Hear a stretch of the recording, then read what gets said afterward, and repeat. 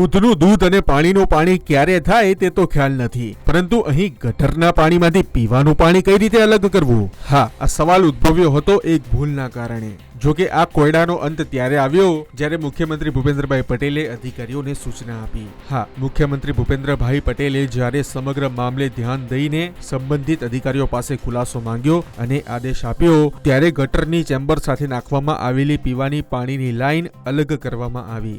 સાંભળી લો આમને જ. એમ ચાલ્યા તો પગોમાં બચકા ભરી લે છે, દબાઈ છે તો પગોમાં ને કપરાઈ કેટલા થઈ જાય છે. બોલો, સુકોયન નીચે પડી જાય તો તરત કાણામાં લઈ જાય છે.